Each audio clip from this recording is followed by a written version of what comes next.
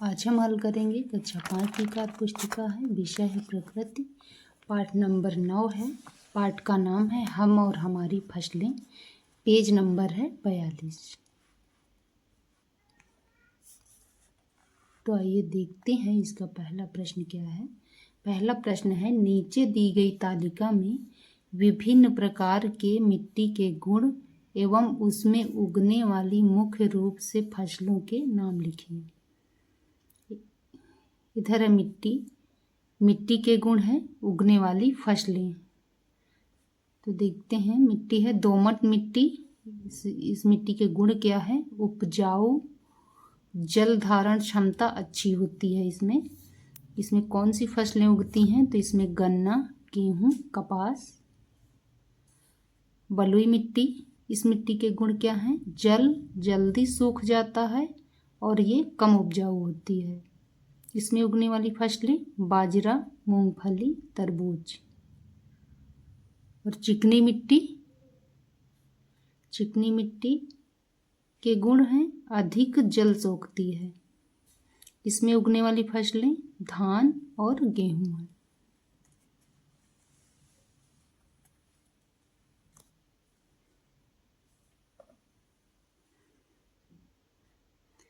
काली मिट्टी, इस मिट्टी के गुण हैं नमी बनाए रखती है ये, और उगने वाली फसलें हैं इसमें कपास और सोयाबीन। अगला प्रश्न है, ह्यूमस क्या है? ये किसान की मदद किस प्रकार से करता है? तो उत्तर है मिट्टी में सड़े गले पौधों और जीवों के अवशेष ह्यूमस है।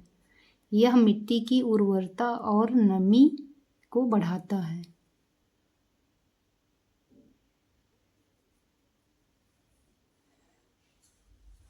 अगला प्रश्न है,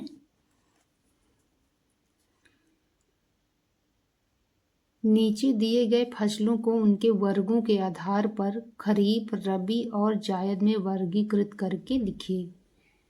तो यहाँ ये दिया गया है खरबूजा, गेहूं, जौ, मक्का, ज्वार, धान, चना, मटर, सरसों, तरबूज, सब्जियां, आलू। तो इनको अलग अलग करके लिखना है। खरीफ, जायद और रबी की फसलों में अलग अलग इनको करके लिखना है। तो खरीफ क्या है? इसमें मक्का, ज्वार और धान, ये हैं खरीफ की फसलें। जायद है तरबूज, खरबूजा और सब्जियां। रबी है गेहूं, जौ, चना, मटर, सरसों। गेहूं, जौ, चना, मटर, सरसों।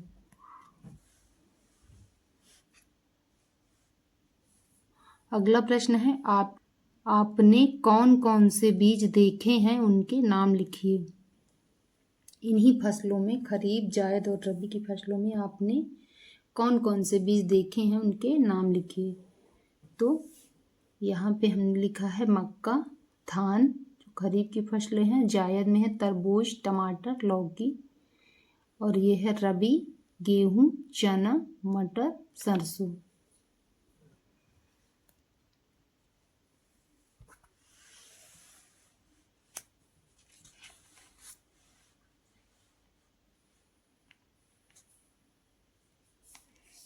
अगला प्रश्न है, इनमें से कौन सा बीज के लिए सच है, उस पर सही का निशान लगाइए।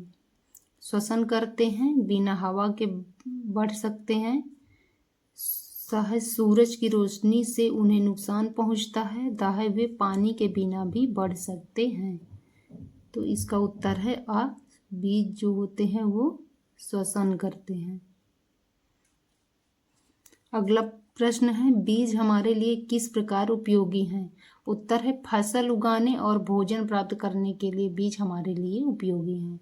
अगला प्रश्न है, साधारण बीज एवं उन्नतशील बीज में क्या अंतर है? उत्तर है साधारण बीज कम उपज देते हैं, जबकि उन्नतशील बीज अधिक उपज और रोग प्रतिरोधी होते हैं।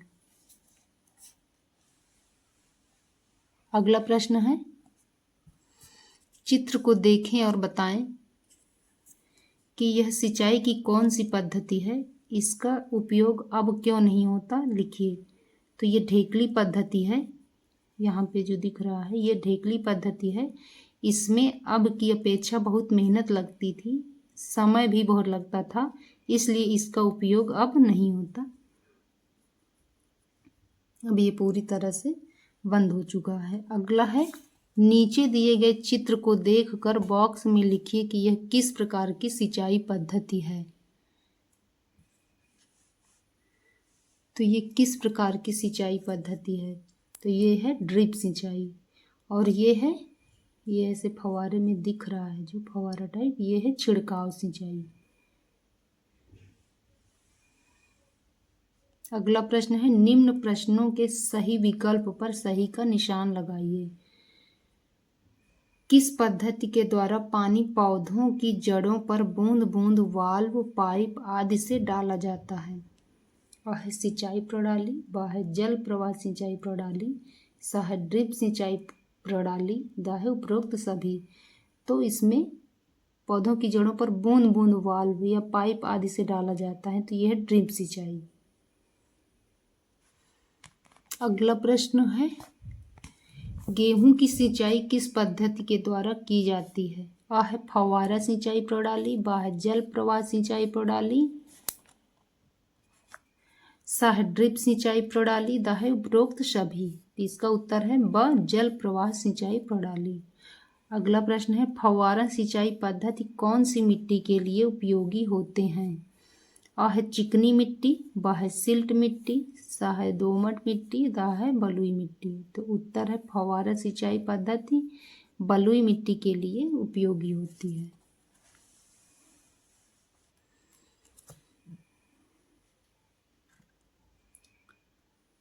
अगला प्रश्न है, ड्रिप सिंचाई एवं स्प्रिंकलर सिंचाई पद्धति में क्या अंतर है? ये ड्रिप सिंचाई है, इधर स्प्रिंकलर सिंचाई है। तो ड्रिप सिंचाई, इसमें पानी सीधे पौधों की जड़ों में बूंद बूंद करके दिया जाता है, ये हुई ड्रिप सिंचाई। स्प्रिंकलर सिंचाई, इसमें पानी फव्वारों के जरिए वर्षा की तरह पौधों पर छिड़का जाता है।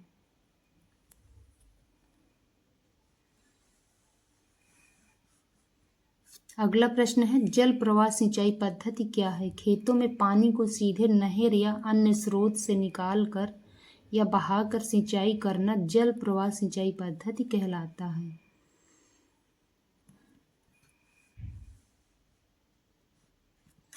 अगला प्रश्न है, आकाश और राघव आपस में बातें कर रहे हैं, वे चावल के पौधे और प्याज के पौधे के बारे में बात कर रहे हैं।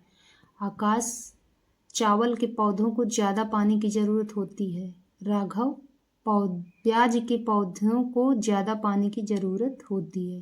किसकी बात सही है? राघव व आकाश, आकाश और राघव दोनों की, द कुछ कह नहीं सकते। तो चावल के पौधों को ज़्यादा पानी की ज़रूरत होती है, तो आकाश की बात यहाँ पे सही है।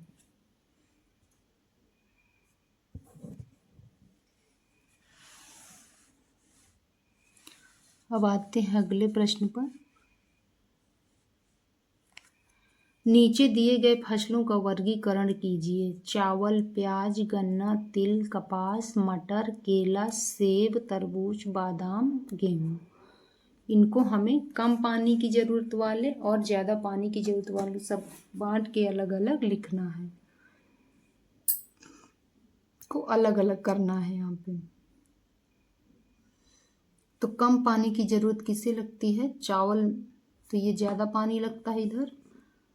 प्याज हो गया, तिल हो गया, बादाम हो गया और गेहूँ, ये कम पानी की ज़रूरत होती है इन्हें। ज़्यादा पानी की ज़रूरत चावल, गन्ना, कपास, केला, सेब और तरबूज, इनमें सब में ज़्यादा पानी की ज़रूरत होती है। अगला प्रश्न है, जैविक खाद एवं रासायनिक खाद में अंतर लिखिए। जैविक खाद है प्राकृतिक पदार्थों से, जैविक खाद प्राकृतिक पदार्थों से बनती है, मिट्टी की उर्वरता को बढ़ाती है। रासायनिक खाद कारखानों में रसायनों से बनती है, मिट्टी को धीरे धीरे खराब करती है। अगला प्रश्न है, रासायनिक खाद का प्रयोग करने से क्या क्या नुकसान होता है? पहला है मिट्टी की उपजाऊ शक्ति कम होना, दूसरा है पर्यावरण और जल प्रदूषण। तीसरा है फलों में हानिकारक रसायनों का प्रवेश। अगला प्रश्न है रासायनिक खाद की अपेक्षा जैविक खाद अधिक फायदेमंद है, लिखिए। उत्तर है जैविक खाद मिट्टी की उर्वरता को लंबे समय तक बनाए रखती है, उसे उपजाऊ बनाती है और कोई हानिकारक रसायन नहीं छोड़ती है।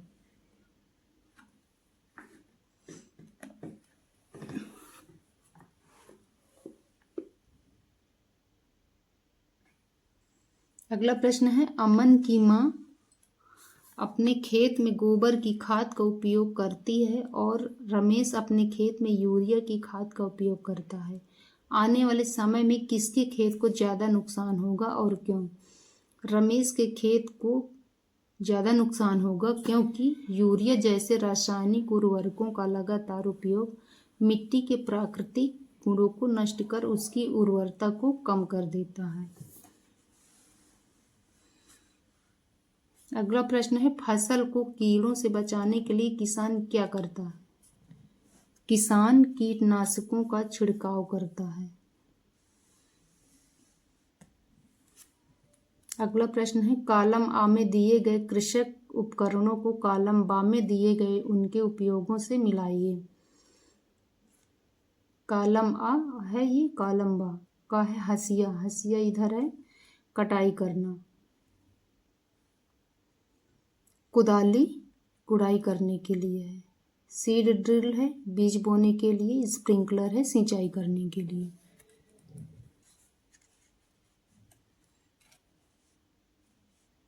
अगला प्रश्न है निम्न प्रश्नों के सही विकल्प पर सही का निशान लगाइए। खेत से खरपतवार निकालने के लिए किसान निम्नलिखित में से कौन सा औजार का उपयोग करते हैं? आ है फावड़ा, बा है हल, सा है कुल्हाड़ी, दा है कल्टीवेटर। तो इसका आ नंबर सही है, फावड़ा। खर है पर खरपतवारों के दुष्प्रभावों के बारे में कुछ कथन दिए गए हैं। का है वे फसल कटाई में व्यवधान डालते हैं। खा है वे फसल की वृद्धि में सहायता करते हैं। ग है वे फसल के पौधों के साथ जल पोषकों, स्थान और प्रकाश के लिए प्रतिस्पर्धा करते हैं। घ है वे पौधों के वृद्धि पर प्रभाव डालते हैं। कथनों के सही समुच्चयों को चुनिए।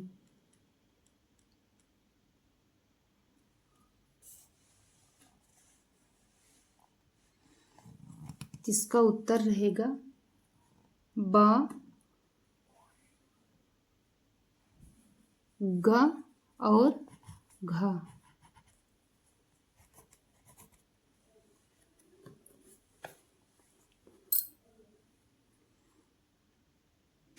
अगला प्रश्न है फसल तैयार होने के बाद उसका भंडारण किसान कहाँ करता है? कोठियों या साइलों में। अगला प्रश्न है फसल का भंडारण करने से किसान को किन किन परेशानियों का सामना करना पड़ता है? सोचकर लिखिए। उत्तर है नमी, चूहे, कीड़े मकोड़े आदि परेशानियों का सामना करना पड़ता है।